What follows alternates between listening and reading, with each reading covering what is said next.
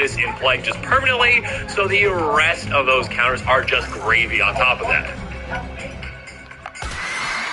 But that's going to tactic number 6 coming through because, yeah, we need to get our commander through. A lot of the time we're going to be able to get through on players because, again, it does have flying. That being said, if they've got some pesky flyers around, they could just jump block, but they're not going to be able to. We've got Haunted Cloak. Group creature has Vigilance, Trample, and Haste, so swing right away, and swing so you can vigilantly stay back on defense too, and trample over your opponent's creatures. Speaking of which, Locks and Warhammer plus 0/0, Trample, and Lifelink. Gain an absurd amount of life. Pad your life total while getting damage through, probably taking out an opponent. Sword of Vengeance is basically everything. Plus 2/0. First strike, Vigilance, Trample, and Haste. What's not to love about something like that? And speaking of loving a card, Cabal, Fist of Corrosive. This is kind of a alternative win condition if we need it. Also, board wipe protection. Also a win condition with our commander. It's a crazy good card. Pay green. Target land, not just your own, becomes a 1/1 creature on turn. Sell your land. Pay 2 green. Creature control, get plus 3, so you gain triple on turn. So basically an overrun effect that is repeatable. So we can actually do that a lot of times. Again, the amount of mana we can produce, help our commander get damage through, of course. Or we can make a land army out of our creatures, swing through with them. Or hey, if an opponent maybe is casting a board wipe to try to stop us, we're like, yeah, I've got like 10 forests ready to go.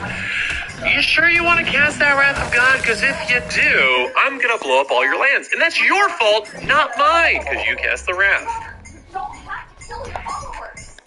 But that's what we're going to do. Tactic number 7, Value Town. And value we shall get from cards like Rise and Shine. A source free for just 2 mana. Most likely we're going to pay 6 for it. Target non-creature artifact you control becomes a 0/0 artifact creature. Get 4 counters on it. And, yeah, basically if we overload this, all of our artifacts become that, which of course includes all those food tokens that we are making thanks to our commander, so we can actually utilize our food tokens to take our bones on instead, and that is quite juicy. Speaking of a juicy win condition, Simic Ascendancy, 2 mana enchantment. We can pay to get counters on a creature we control. Again, we've got plenty of ways to ramp a lot. On top of that, whenever one or more counters are put on a creature you control, put that many growth counters on Simic Ascendancy. Yeah, we can easily get an absurd amount of counters on this, which is even one cast of our commander. If you have an upkeep that's got 20 or more counters on it, you win the game. So all of a sudden we're like, oh yeah, okay, I cast my commander for 10. Oh, look at that, I've got 20 counters on this. Game over. Moving on, though, outside of our commander drawing us cards, we also have other fantastic ways to do so. So let's talk about them. Attack number 8, I Can Dig It. Explore. Players land this turn, draw a card. So even this lets us get extra lands into play to ramp further. Speaking of which, Gretchen Titchwillow, an activated ability that lets us do just that. Draw a card, put a land from your hand on the battlefield for 4 mana. Again, we're going to have so much mana that we can ramp so quickly that we can get all of these abilities just all the time that we want and just get so far ahead of our opponents. I love it. Gross Power, basically an Explorer, but at instant speed, essentially. 12 for tomorrow, draw X cards, discard 1, so they can refill our hand in no time. Speaking of which, 3 mana, Hunter's Insight. Hey, our commander can hit for a ton, like a truck. Oh, by the way, 3 mana, let's draw cards based on the amount of damage that was dealt. Stroke of Genius, target player draws X cards. Eureka Moment, draw 2, land from your hand on the battlefield. You're going to see a pattern here, and a lot of ways to ramp and draw 2. Well Lost Dreams, this one helps us ramp in a different way. Not ramp, sorry. Draw in a different way. Whenever you gain life, you may pay X. X is less than or equal to the amount of life you gain. You draw X cards. So basically, hey, you know those foods that are sitting around that you can utilize for one reason or another, you can, now utilize them to gain some life. And when you do, again, pay 2, tap, gain 3 life, pay an extra 3, draw 3 cards. 5 mana, repeatable, draw 3 cards. Yeah, sign me up for that. Obviously, we're seeing better blocks than Warhammer. We don't have to actually, eat sacrifice your foods. Moving on, Urban Evolution, draw 3, get a land into play. Prime Speaker of the God, another massive threat for us. A 1/1, enters the battlefield, X counters on or XC Grace card on creatures you control. Yeah, our commander is going to be massive. This gets even more, slightly more massive. When it enters the battlefield, draw cards equal to its power. So, yeah, just a massive draw spell, massive threat for us. And then finally, Shimmer Dragon. Oh my goodness, the potential for this card. As long as you got 4 more artifacts, it's got hexproof. It's going to have hexproof. Your commander is going to make more than 4 food tokens very easily. Tap 2 artifacts you control, draw a card. So again, basically, for each food that we have, for each 2 food we have, I should say, tap both of them, draw 1 card. Repeatable card draw with this is absolutely crazy. But now that we talked about our plans, throw a wrench to our opponent's plans with things like, well, Alchemist Retrieval. 1 mana, bounce one of our things back to our hand. 2 mana, bounce any non-land permanent back to its owner's hand. Broken Bond, destroy an artifact or enchantment. And guess what? Ramp. We have so many ways to ramp with this deck, so we can really get our commander out in a giant way. Moving on, you come to a river. Speaking of giant, return target non-land permanent to its owner's hand, or target creature gets +1/+0 and can't be blocked this turn. So again, our commander getting through and taking an opponent out. Filter out, return all non-creature non-land permanents back to their owner's hands. Consuming Tide. Everyone bounces everything except for one thing, so our giant commander's probably going to stay in play. And then we can draw some cards if they've got cards in their hand. A lot of cards in their hand. Engulf the Shore. Bounce everything with toughness.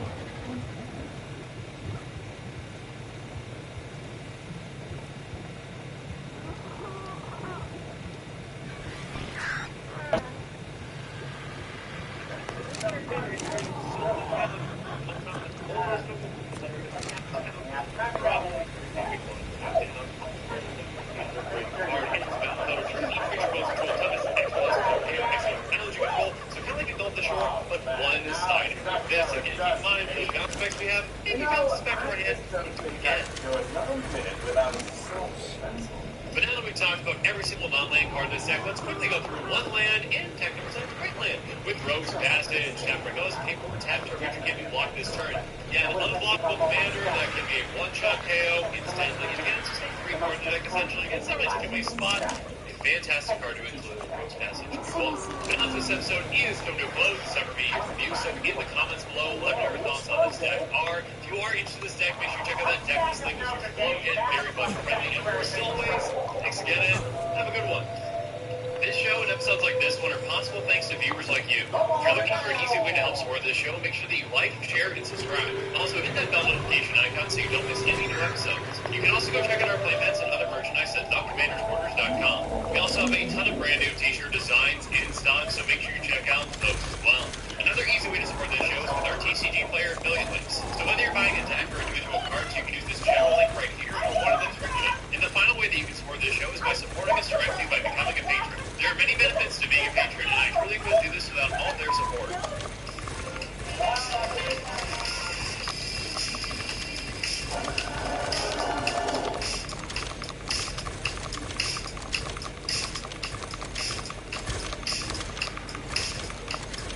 I'm calling my coach. Well, oh, no, they need to buy the plate. I have some very serious concerns about the thrill of the C500.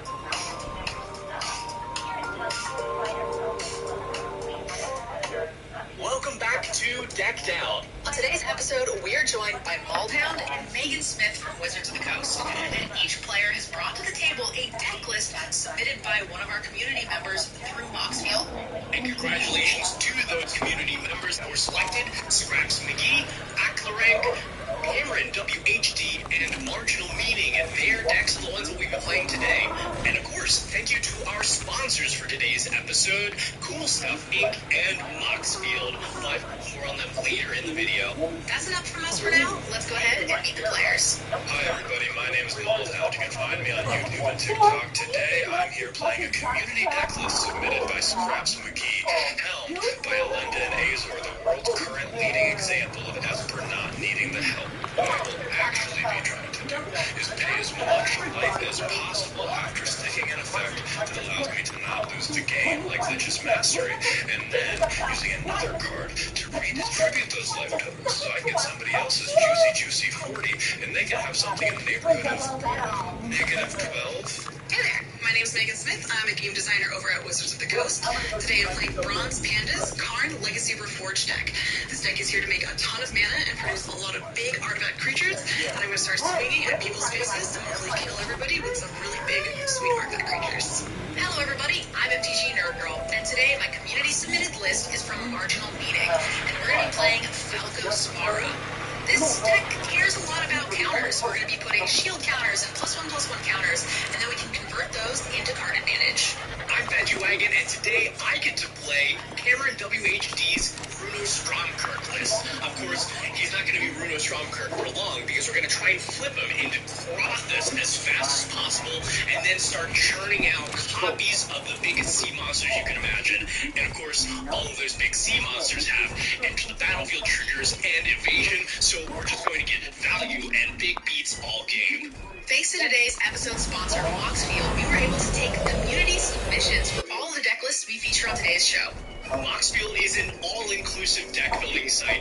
You can catalog your collection, update your personal deck list, follow your favorite deck builders, and share all of your decks with your friends. So if you would like to support our content, make sure you head on over to Moxfield so that way you can upload your deck lists to ensure that you're ready the next time we have this opportunity. You can also follow our Moxfield account so you stay up to date on all of the decks featured on the show. All right, it's that time. Let's get into the game. Welcome to the table. Let's see who goes first, guys. 14. 13.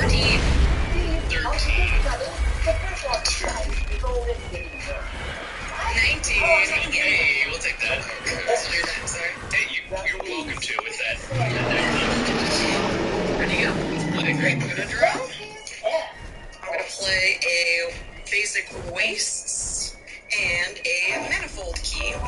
Manifold key lets me tap 1 to untap another target artifact, or I can pay 3 to tap it and target creature can't be locked this turn. I'm going to play a Morphic Pool on tap because I have opponents in this turn. I will play Prairie Stream, which enters tapped because I do not control enough basics and pass. Let's start with a Broker's Hideout. When it enters the battlefield, I'm going to sacrifice it, and when I do, I'm going to search for a basic forest, plains, or island, put it onto the battlefield tapped, and then shuffle and gain a life. The card I will search for is a forest, and I'll pass. I'll play another basic wastes, and I will play an Everflowing Chalice, kicked for 2. So multi-kicker 2, it enters the battlefield with a charge counter on it for each time it was kicked, which is 1, and then I can tap it for each charge counter on it. And I'll pass after that. That Manifold Key, Everflowing Chalice for 1 combat. Have you ever just wanted to take some superfluous game action? I do. I'm going to play an island, and then I'm going to tap 2 for Likeness Looter. It's a I can pay X to make it a copy of a creature in my graveyard that costs that much, but it also has flying and that ability. I will untap my Prairie Stream. I will play the Glacial Fortress, which enters untapped, because this is both a plains and an island. I will tap both for a dirty mana rock, and I will pass the turn. Let's start with the plains, and we're going to tap it for a Biophagus, a 1/3 that can tap to add mana of any color. If it was spent to cast a creature spell, that creature enters with an additional +1/+1 counter on it instead. And I'll pass the turn. Beautiful. I'll play another basic wastes here.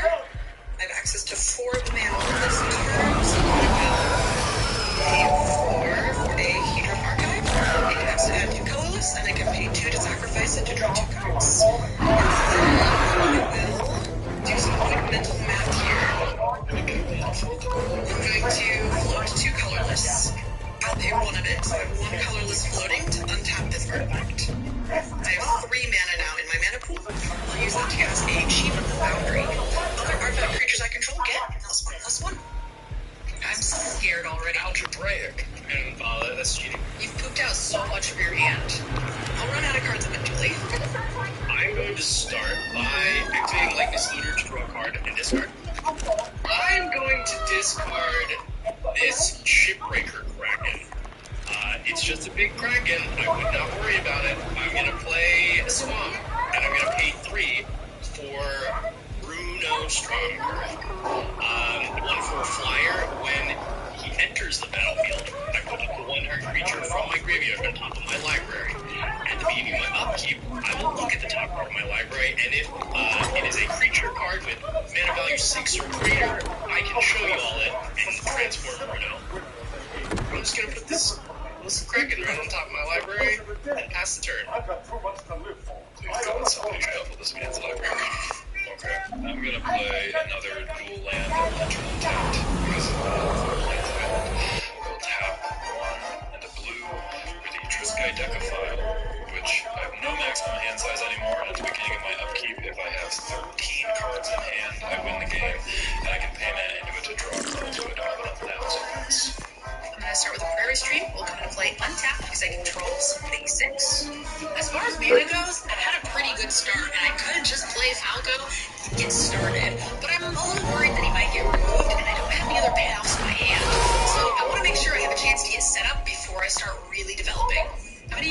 biophages to cast Rishkar. It's a 2/2. Will come into play and put a counter on up to 2 creatures, and each creature I control with a counter on it can tap for a forest.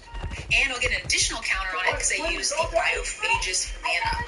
I'll tap this last one, and we're going to go ahead and cast the Noble Hierarch. An 0/1 with Exalted. If the creature attacks alone, it gets +1/+1, and it can also tap for green, white, or blue. So we're rampant. Pass. I will play another basic. Tap for 2. Goodness gracious. Do the little untap trick from the last turn, so I don't know loading. I will cast card Legacy Reforged. His power tokens are each equal to the greatest mana value of 4 artifacts I control. And at the beginning of my upkeep, I can add colorless mana for each artifact I control. That mana cannot be spent to cast non-artifact spells, and it does not empty when steps on base's end. So currently he is a 5/5 because he himself is the biggest artifact that I control. Well, he's a 6/6 actually because I have this hidden and Chief of the Foundry. Okay. And then I've got 3 mana left. I'm going to pass Suspiciously. Don't be suspicious. At my upkeep, Bruno's going to trigger. I'm going to take a look at whatever this card is on the top of my library. And look, it's a creature with a mana cost of 6 or more. Bruno is going to transform into Krathus, Lord of the Deep. It's 3/5 flyer, and when it attacks, I create a tapped and attacking token that is a copy of another target attacking creature. And if it's a Kraken, Leviathan, Octopus, Serpent, I make 2 of those tokens instead. Do I need another likeness letter? I hate making 3 copies of spells. Worst. I would much rather draw cards. I can only draw 2 unnecessary cards a turn. Whatever will I do? Wherever will I go? I'm going to play Swamp. I'm going to go to combat, and let's send. How open do I want to leave myself to completely? I'm going to swing with Likeness Looter and Krathus. I will send the Looter to Nerd Girl and Krathus to Megan. Seems fair. And then Krathus is going to trigger. I'm going to make a copy of Likeness Looter, which will also head to Nerd Girl. Alright, so I'll take 3. Commander. I got no blocks, so I'll take 2. Alright, and I will also pass Unsuspiciously with 4 mana open. Pretty cool, man, right? Play a Swamp. Tap. 4. To activate the Triska Deckpause ability. Pass. Suspiciously. Consistency. Like this. Everybody has a lot of open mana, and I was planning on doing something cool. Beware of all my colorless counterspells. I was going to do something really cool, but now I don't know that I can. Just don't do it to me. Wow, that seems fair. Are you two going to let me hit Moldhound? I don't want to stop you. I support you doing a cool thing, as long as this is not this way. Sorry, Moldhound. Don't apologize. I would prefer it if my life total was negative 20. So That's true. I didn't actually, I'll just help you. bring it on in. Alright, well, we'll bring it. We're going to start with Sword of Truth and Justice. I gotta let you read the card first. You just took a more expected. It's like a 3 counter spell. Yes, it was. Equipped creature gets +2/+2, has protection from blue and white. Whenever equipped creature deals combat damage to a player, put a +1/+1 counter on a creature, and then I may proliferate. To be clear, the 3 counterspell breath is. And that was not it? That was not it. Okay, cool. I have no response to that. Great. I'm going to go ahead and pay 2 to equip Rishkar. And Rishkar is going to come in and attempt to attack Moldhound. So Rishkar is going to come in for 2, 4, 6, and 7 with the Exalted. Thank you. Alright, so when I deal combat damage to Moldhound, I'll get to put a +1/+1 counter onto a creature, and then proliferate. So I'll get to go to 2, and would you like to proliferate 3, and 2, and no, I would not. And I will pass the turn. You have more than enough mana. I had to shoot my shot, I'm sorry. That's a proliferate requirement